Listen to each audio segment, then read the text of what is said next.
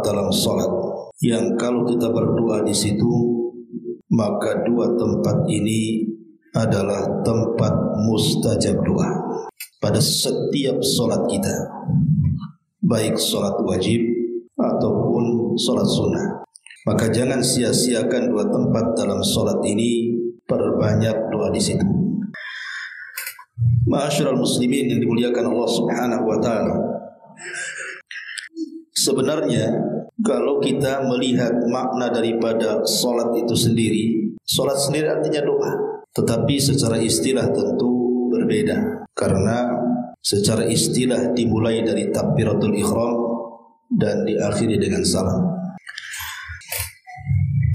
Tempat-tempat doa dalam salat itu terbagi menjadi dua. Yang pertama, tempat-tempat yang memang sudah ditentukan oleh Nabi SAW bahwa tempat-tempat itu harus berdoa dan doanya sudah ditentukan juga. Artinya tidak boleh membuat doa yang baru karena sudah ditentukan. Tempatnya ditentukan, lafadznya ditentukan. Dan itu ada di beberapa tempat dalam doa. Pertama, ketika setelah takbiratul ihram, di situ ada doa istiftah dan lafadz-lafadznya juga sudah ditentukan. Dan lafadz-lafadz istiftah ini banyak bentuknya. Kalau antum memang hafal, maka boleh sekali-kali menggunakan yang ini, sekali-kali menggunakan yang itu. Kalau memang semua antum hafal. Tapi kalau tidak hafal, yang antum hafal saja. Kemudian yang kedua, saat ruku, di situ juga dianjurkan berdoa. Biasa Nabi SAW di akhir hayatnya banyak membaca Subhanakallahumma Rabbana wa bihamdika Allahumma firli. Doa ini dibaca oleh Nabi SAW setelah Fathu Mekah. Karena Allah Subhanahu wa taala berfirman, "Idza jaa nasrullahi wal fath wa ra'aitan nas yadkhuluna fi dinillahi afwaja fasabbih bihamdi rabbika wastaghfir innahu kana tawwaba." Apabila datang pertolongan dan pembukaan kota Mekah, engkau lihat manusia berdatangan untuk masuk Islam, rombongan-rombongan. Maka Allah katakan apa? Fasabbih, bertasbihlah, bihamdi rabbika, dengan memuji Rabbmu, wastaghfir, dan mintalah ampun, innahu kana tawwaba, karena dia zat yang maha pengampun lagi penerima taubat. Setelah turun ayat ini, artinya peristiwanya setelah Fathu Mekah, maka di ujung-ujung hayat Nabi SAW apabila beliau ruku, beliau selain membaca Subhan Rabbiyal Azim, beliau membaca doa Subhanakallahumma Rabbana wa bihamdika Allahumma firli. Karena di situ Subhanakallah artinya fasabbih, Allahumma Rabbana wa bihamdik, bihamdi rabbik, wastaghfir artinya Allahumma firli. Jadi tersusun tiga kata, tasbih, tahmid, istighfar. Ma'asyiral muslimin yang muliakan Allah Azza wa Jalla, ini yang kedua. Yang ketiga, saat bangkit daripada ruku alias i'tidal, di situ juga tempat doa. Terkadang Nabi SAW membaca Allahumma lakal hamdu mil'us sama'i wa mil'ul ardi wa mil'u ma syi'ta min syai'in ba'du. Allahumma tahhirni bis-salji wal bardi wal ma'il barid. Allahumma tahhirni minadh dhunubi wal khataya kama yunaqqas thawbul abyadu minal wasakh. Kadang Rasul membaca doa juga ketika i'tidal. Kemudian yang nomor 4, di antara dua sujud, terkadang Nabi SAW berdoa Allahumma gfirli warhamni wazburni wahdini warzuqni, bagaimana riwayat Imam Tirmidzi dan disahihkan oleh Syekh Nasiruddin Al-Albani rahimahullah ta'ala. Kemudian yang kelima, terkadang saat membaca Al-Quran, apabila berkenaan dengan ayat-ayat azab, maka terkadang Nabi SAW berdoa supaya dilindungi dari azab Allah. Atau terkadang lewat ayat-ayat rahmat, maka Rasul berhenti kemudian meminta rahmat dari Allah Subhanahu wa ta'ala. Dan itu sebagaimana riwayat Imam Abi Dawud dan disahihkan oleh Syekh Nasiruddin Al-Albani juga dalam Sahih Abi Dawud. Kemudian juga yang keenam, doa saat kunut nazilah. Tetapi doa saat kunut nazilah ini sesuai dengan peristiwa apa yang berlaku, maka namanya kunut nazilah. Dari sini Al-Hafidz Ibnu Hajar rahimahullahu taala, kemudian beliau meringkas doa-doa dalam salat itu. Kata beliau, yang pertama setelah takbiratul ihram, yang kedua saat i'tidal, yang ketiga saat ruku', yang keempat saat sujud, yang kelima saat di antara dua sujud, yang keenam di akhir tasyahud akhir, kemudian yang nomor 8 saat kunut, hima kunut subuh atau kunut nazilah gitu ya. Kemudian juga ditambah dalam kondisi tadi membaca ayat azab dan membaca ayat rahmat. Ma'asyiral muslimin yang muliakan Allah Azza wa Jalla. Tetapi yang ingin saya jelaskan bukan ini, tapi tema yang kita akan bahas di malam hari ini adalah dua tempat dalam solat yang kalau antum berdoa di situ maka mustajab doa. Apa yang dimaksud dua tempat ini? Yang pertama, inda sujud, saat sujud. Inilah doa yang paling mustajab. Tentu maksudnya setelah antum membaca kewajiban Subhana Rabbiyal A'la, yang minimal 3 kali, yang wajib kan 1 kali. Kemudian setelah itu antum berdoa. Ini tempat yang sangat mustajab doa. Dan yang kedua nanti saya terangkan di akhir tasyahud akhir sebelum salam. Ini waktu yang sangat mustajab, doa sebelum salam setelah tasyahud akhir. Baik, kita akan bahas satu persatu. Ma'asyiral muslimin yang muliakan Allah Subhanahu wa taala. Sering saya katakan bahwa posisi hamba ketika sujud itu adalah posisi di mana dia sangat dekat dengan Allah Subhanahu wa taala. Dan itu dijelaskan dalam hadis Muslim. Kata Nabi sallallahu alaihi wasallam, aqrabu ma yakunul 'abdu min rabbih wa huwa sajidun fa aktsiru du'a. Berhubungan dengan Allah Subhanahu wa taala adalah tatkala dia sedang sujud. Maka kata Nabi SAW, perbanyak oleh kalian doa. Kenapa sujud itu kemudian paling dekat kita dengan Allah Subhanahu wa taala, seorang hamba dengan Allah Subhanahu wa taala? Karena dalam posisi seperti ini kita sedang menghinakan diri. Lihat kalau antum ada orang yang bersalah kemudian minta maaf sampai sujud-sujud itu, menunjukkan kan dia merasa bersalah betul dan ingin dimaafkan kan. Ada orang itu kalau minta maaf sampai sujud-sujud kan itu ya.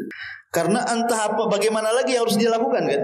Minta maaf dengan lisan sudah ditolak, minta maaf lewat orang ditolak, datang ditolak.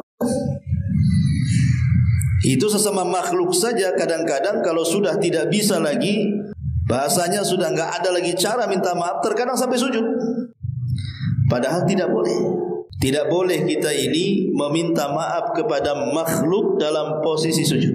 Karena sujud itu ibadah. Tidak boleh diberikan kepada makhluk.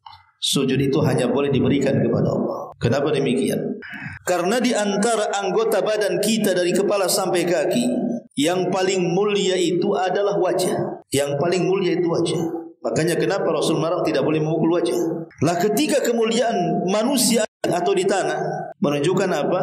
Dia sedang qimmatut tadzallul, puncak dari penghambaan seorang hamba kepada Allah. Itulah puncak penghambaan seorang hamba itu ketika meletakkan sesuatu yang sangat terhormat, diletakkan di paling rendah.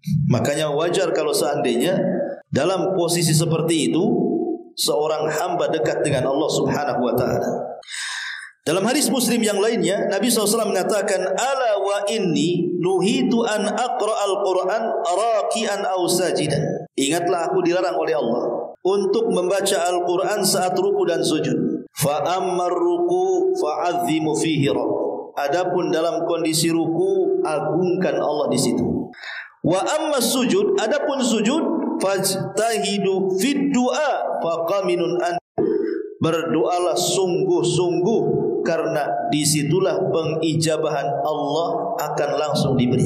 Hampir-hampir tidak ditolak doa orang yang sedang sujud itu. Maka jangan sampai setiap posisi sujud dalam solat kita lewatkan begitu saja. Apalagi memang kondisi sujud itu adalah kondisi yang setan paling tidak suka melihat kita. Jadi dalam gerakan solat dari takbiratul ihram sampai salam itu, posisi yang paling tidak disukai setan itu dalam posisi sujud. Makanya setan ini kalau ada melihat hamba Allah Bani Adam sedang sujud, dia nangis.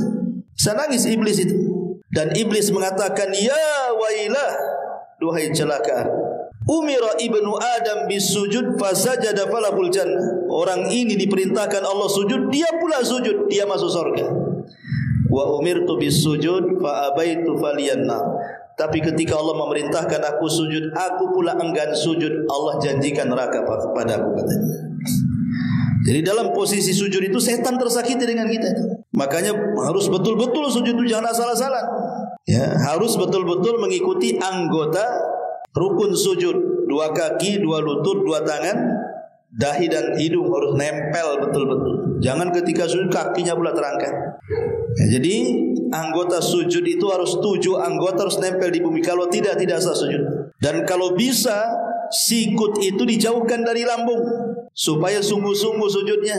Kalau sikut itu nempel di lambung itu dilarang, karena itu akan seperti model duduknya anjing. Rasul melarang, tidak boleh kita duduk sujud seperti duduknya anjing. Jauhkan dari lambung. Ma'asyiral muslimin yang muliakan Allah Azza wa Jalla. Makanya kalau kita lihat hadis syafaat pada hari kiamat, ketika semua manusia datang kepada Nabi Adam minta syafaat, tapi Adam menolaknya karena dia punya dosa yang tidak mungkin Adam memberikan syafaat.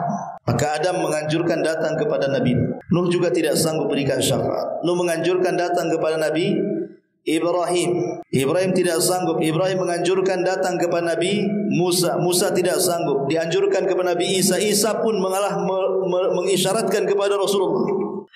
Maka Nabi SAW mengatakan, analah, kan ku coba. Maka Nabi pun kemudian menghadap Allah. Apa yang dilakukan Rasul? Sujud. Ya. Nabi SAW langsung sujud. Lama sujudnya. Sampai kemudian Allah Subhanahu wa taala mengatakan kepada Nabi sallallahu alaihi wasallam, "Irfa ra'saka ya Muhammad, sal tu'ta, qul tusma, ishfa tushaffa." Angkat kepalamu wahai Muhammad, mintalah kau diberi, bicaralah kau didengar, mintalah syafaat, ku beri kau syafaat. Artinya Nabi sallallahu alaihi wasallam dari syafaat sujud dulu.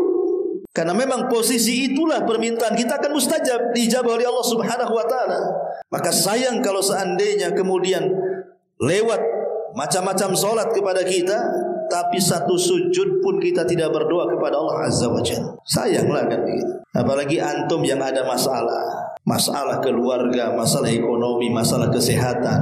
Ini kan waktu-waktunya kita mengeluh kepada Allah Azza wa Jalla. Kapan lagi kita mengeluh? Itulah waktu yang tepat.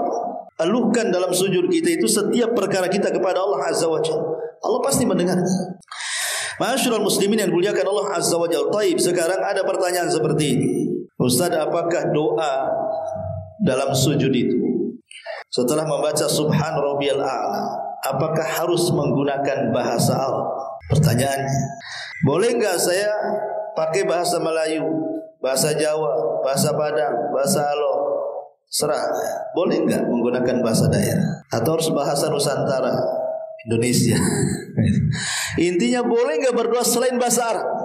Maka para ulama mengatakan, idza kana al-musalli yuhsinu ad-du'a bil lughatil arabiyyati fala yajuzu lahu ad-du'a bi ghairiha. Kalau dia memang lancar bahasa Arab, pandai berbahasa Arab, maka tidak boleh dia berdoa dengan selain bahasa Arab. Kalau antum sudah belajar bahasa Arab bisa lah kan? Antum mengutip doa-doa Quran, doa-doa hadis, atau mungkin doa yang antum rangkai di bahasa Arab kan, begitu kan? Maka itu lebih baik lagi. Lakin akan tetapi, idza kana al-musalli ajizan anid du'a'i bil lughatil arabiyyati fala mani'a min ad-du'a'i bil lughatihi. Tapi kalau memang orang yang salat itu lemah, orang awam, tidak bisa suruh bahasa Arab, ngaji pun tak tahu, suruh bahasa Arab makin tak bunyi. Ya. Kalau memang dia tidak fasih, tidak memang jahil, tidak bisa, seorang itu berdoa dengan bahasa masing-masing. Tidak ada masalah. Bahasa masing-masing. Walaupun tidak syak lagi ikhwatul fillah muliakan Allah Azza wa Jalla, memang di sini ada khilaf ulama. Ada khilaf tajam di antara ulama. Apakah dalam salat itu harus menggunakan bahasa Arab atau tidak? Dalam mazhab Malik memang tidak boleh. Dalam mazhab Malikiyah tidak boleh kecuali bahasa Arab. Tapi pendapat yang kuat wallahu alam bahwa boleh kita ini berdoa dengan bahasa selain bahasa Arab bagi yang tidak pandai berbahasa Arab. Saya akan sebutkan alasannya. Satu, karena doa di dalam sholat itu bukan rukun, bukan wajib. Ya, yang wajib itu kan subhana rabbiyal a'lanya. Tapi selepas itu doanya tidak masuk kewajiban, tidak masuk rukun. Artinya ketika ini bukan wajib, ini bukan rukun, berarti boleh seseorang tidak harus menggunakan bahasa Arab. Ya, ini menurut pendapat yang kuat wallahu a'lam. Yang kedua, bahwa perkataan haramnya menggunakan selain bahasa Arab yang dikemukakan oleh mazhab Maliki itu tidak ada dalil sama sekali. Tidak bolehnya menggunakan bahasa lain. Kemudian yang ketiga, bahwa Allah Subhanahu wa taala menciptakan annallaha huwal khaliqul lughat jami'an. Allah yang menciptakan semua bahasa. Yang menciptakan bahasa siapa? Allah. Ya. Sehingga kemudian tidak mesti kemudian kalau doa selain bahasa Arab itu tidak menunjukkan mengagungkan Allah. Tidak mesti. Mengagungkan Allah kan tidak mesti bahasa Arab. Bahasa selain Arab saja bisa mengagungkan Allah Subhanahu wa taala. Kemudian yang keempat, bahwa Islam ini adalah risalah untuk orang Singapura, Malaysia, satu dunia. Sementara tidak semua berbahasa Arab kan itu. Ada orang-orang yang tidak bisa berbahasa Arab. Lah karena Islam juga risalah bagi semua alam, dan semua alam itu juga berselisih cara ngomongnya dengan berbagai macam bahasa dan jenisnya, sehingga tidak ada masalah menggunakan selain bahasa Arab bagi yang tidak bisa bahasa Arab. Kalau seandainya yang kelima, kalau seandainya disyaratkan doa itu harus pakai bahasa Arab, nanti sulit ya, nanti yang berdoa itu yang bisa bahasa Arab aja jadinya. Kalau seandainya syarat doa harus bahasa Arab, berarti orang Arab aja berdoa. Antum orang kampung pisang di sini nggak bisa berdoa lah pakai bahasa Melayu kan itu ya kan. Mana pula kan. Jadi akan sulit ya, masyaqqah gitu. Makanya pendapat yang kuat wallahu alam bahwa berdoa dengan selain bahasa Arab dibolehkan bagi yang tidak yuhsin al-lughatal arabiyyah, yang tidak pandai berbahasa Arab. Baik. Dari sini kita katakan boleh berdoa selain Arab. Pertanyaan kedua, di mana letak doa?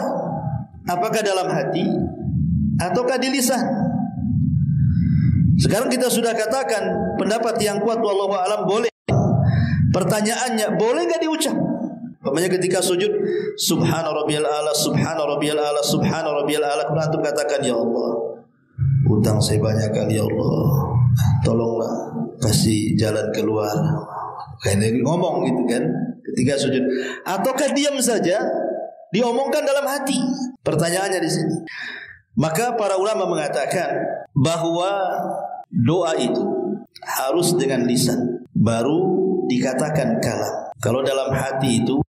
Tetapi ulama mengatakan bahwa al-adhkar wal ad'iyata wal aqwal al-masyru'ata la budda fiha min harakatil lisan. Zikir, doa atau perkataan-perkataan yang disyariatkan mengharuskan ada gerakan lisan. Gerakan lisan. Ya minimalnya kitalah yang dengar, orang enggak usah tahu. Ya. Jadi di sini bahwa ketika kita berdoa saat sujud itu bukan dalam hati tetapi dalam lisan, digerakkan lisan kita. Ngomong apa kita, mau apa di situ, ngomong di situ. Tapi jangan kencang-kencang, nanti kedengaran orang sebelah. Kan itu. Tahu banyak utang ini. Kenapa? Doanya tuh nampak dengar kan gitu kan. Jadi intinya bahwa cukuplah hanya kita dengan Allah yang tahu, tapi digerakkan lisan itu. Supaya itulah bentuk doa dan zikir itu. Tapi ma'asyiral muslimin yang muliakan Allah Azza wa Jalla. Pertanyaan yang ketiga, apakah doa dalam sujud itu dikhususkan pada rakaat terakhir? Sujud terakhir, karena kita sering melihat ya, kalau sujud rakaat pertama salawat, Rakaat kedua slow, rakaat ketiga sudah lama kan. Kau ditanya kenapa kau lama? Sedang berdoa. Apakah memang seperti itu? Mengkhususkan doa itu hanya di sujud terakhir. Asy-Syaikh Ibnu Utsaimin rahimahullahu taala pernah ditanya tentang hukum italatus sajdatil akhirati fi sholati min ajli doa, memanjangkan sujud dalam sujud akhir salat karena sebuah doa, apakah termasuk sunnah atau tidak? Maka beliau mengatakan tidak termasuk sunnah. Li'anna sunnata an takuna af'alus salati mutaqaribah. Karena di antara sunnah salat itu, antara perbuatan salat satu dengan perbuatan salat yang lainnya, waktunya itu harus sama. Kalaupun selisih sedikit, ya. Baik ketika ruku, baik ketika i'tidal, baik ketika sujud, baik ketika duduk di antara dua sujud, harus sama. Jangan rakaat pertama sujudnya sebentar, rakaat kedua pula sujudnya lama sekali. Tidak boleh seperti itu. Ini bukan sunnah. Ya. Dari sini kita tahu bahwa berdoa dalam sujud itu bukan kekhususan di sujud terakhir, tetapi doa itu berlaku pada semua sujud pada setiap rakaat. Ya, nggak apa-apa untuk ulang-ulang. Pamannya antum sholat sunnah, karena kalau sholat wajib kan biasanya belum sempat doa imam sudah takbir kan itu. Tapi kan dalam sholat sunnah mungkin antum lama kan. Pamannya antum qobliyah atau ba'diyah lah. Antum sholat 2 rakaat, rakaat pertama sujud, dalam rakaat pertama sujud lama-lama, nggak apa-apa. Nanti doa ini diulang lagi pada rakaat kedua, pada sujud yang kedua, ada masalah. Itu yang sunnah hukumnya. Justru kalau seandainya diulang-ulang doa pada setiap sujud itu lebih mustajab lagi daripada dikhususkan yang tidak ada dalilnya. Ya, jadi ini juga perhatian kepada imam. Anda yang jadi imam dimanapun berada, kadang-kadang dilamakan pula sujud terakhirnya itu. Nggak ada contohnya, tidak ada sunnah. Gerakan solat itu harus sama, ya, waktunya itu harus sama. Tidak boleh yang satu panjang sekali, yang satu pendek sekali. Itu kata Syekh Utsaimin bukan sunnah. Dalilnya apa? Dalilnya adalah dari hadis Bara bin Azib radhiyallahu an. Kanat salatu Rasulillah sallallahu alaihi wasallam wa ruku'uhu wa idza rafa'a ra'sahu minar ruku'i wa sujuduhu wa ma baina sajdataini qariban minas sawa. Kata Bara bin Azib radhiyallahu an, adalah salatnya Rasul ketika ruku, kemudian mengangkat kepala dari ruku, kemudian sujud, kemudian duduk di antara dua sujud, itu waktunya sama. Dari sini apa? Tidak boleh memanjangkan yang satu, memendekkan yang lain, itu maksudnya. Kalau ingin berdoa, ya berdoa pada setiap sujud lah. Dan ini sangat mustajab kan gitu. Kenapa harus ditentukan di akhir sujud? Ma'asyiral muslimin yang dimuliakan Allah Azza wa Jalla. Inilah di antara keajaiban doa di dalam sujud. Lah sujud sendiri walaupun tidak berdoa ikhwan, itu keutamanya banyak. Anggaplah antum hanya membaca kewajiban saja, subhana rabbiyal a'la. Sujud sendiri kata Nabi SAW, tadi saya sebutkan itu posisi paling dekat dia dengan Allah. Kemudian yang kedua, bisa menggugurkan kesalahan-kesalahannya, dicatat kebaikan-kebaikannya, diangkat derajat-derajatnya. Dan itu berdasarkan hadis Abi Dzar Al-Ghifari radhiyallahu anhu yang disahihkan oleh Syekh Nasiruddin Al-Albani rahimahullahu taala, man sajada lillahi sajdah kataballahu lahu biha hasanah wa hutta anhu biha khati'ah wa rufi'a lahu biha darajah. Siapa yang sujud satu kali, Allah catat satu kebaikan, Allah hapus satu kesalahan, Allah angkat satu derajat. Bahkan Nabi SAW mengatakan, apabila seseorang itu sholat, maka Allah letakkan dosa di kepala dan pundaknya. Apabila dia sedang ruku, maka dosa yang di pundaknya jatuh. Apabila dia sedang sujud, maka dosa yang di kepalanya jatuh. Dan ini berdasarkan hadis Nabi SAW. Ya. Kata Nabi SAW dalam sebuah hadis, jadi Allah Subhanahu wa taala, as-salatu utiya bidzunubihi kulliha fa wudi'at ala atiqihi fa kullama raka'a wa sajada tasaqatat anhu. Jadi setiap salat itu akan datangkan dosa-dosanya, kemudian diletakkan di antara kepala dan bahunya. Apabila dia ruku dan sujud, berjatuhanlah dosa-dosa kita. Jadi sujud ini tanpa doa saja keutamanya luar biasa itu kan. Bahkan Nabi SAW ketika Rabi'ah ibn Ka'ab al-Aslami yang banyak membantu Rasul, anak kecil itu. Kemudian Rasul mengatakan, kau sudah banyak membantuku wahai Rabi'ah, minta sesuatu kepada aku. Kata Rabi'ah, ya, aku hanya ingin menjadi temanmu di sorga. Kata Rasul, baik, tetapi tolong bantu keinginanmu, perbanyak sujud, katanya. Ya, jadi sujud adalah satu jalan menuju sorga Allah Subhanahu wa ta'ala. Ini yang pertama, letak doa yang sangat-sangat mustajab adalah saat sujud. Ada setiap sujud dalam rakaat, baik pada solat sunnah atau pada solat wajib. Ini yang pertama. Yang kedua, doa di akhir tasyahud. Doa di akhir tasyahud.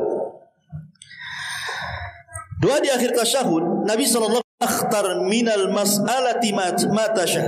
Kata Rasul dalam riwayat Muslim, setelah kita ini membaca tasyahud, maksudnya at-tahiyat, sampai kepada syahadat, sampai kepada solawat, kemudian kita membaca 4 perlindungan dari azab jahanam, azab kubur, fitnah kehidupan dan kematian, dan fitnah dajjal.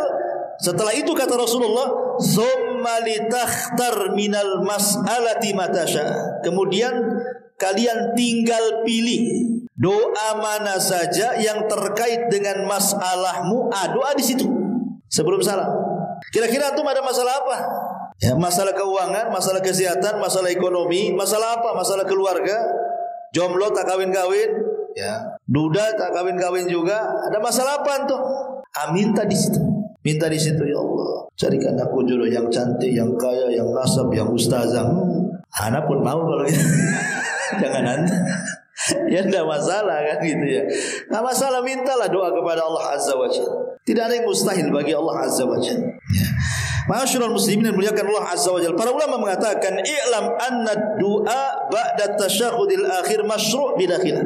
Doa setelah tasyahud akhir itu disyariatkan tanpa khilaf para ulama. Wa'lam anna hadad du'a mustahabbun laisa biwajibin. Ketahuilah bahwa doa di akhir tasyahud itu sebelum salam bukan wajib, tetapi hanya sunnah saja. Berarti di sini kalau sunnah hukumnya sama dengan doa saat sujud. Nanti pertanyaan-pertanyaan tadi jawabannya sama. Boleh nggak berdoa dengan selain bahasa Arab? Boleh. Ya, kalau dalam sujud saja boleh, berarti di akhir tasyahud boleh kan begitu ya. Nah, kemudian juga dalam hati ke di lisan, ya di lisan, cukup digerakkan lisan kita, dan dilakukan setelah melakukan kewajiban dan rukun.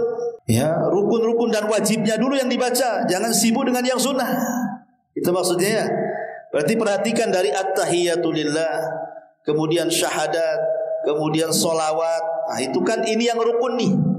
Yang rukun karena dalam tasyahud akhir, bacaan tasyahud itu jadi rukun. Lain kalau tasyahud awal wajib.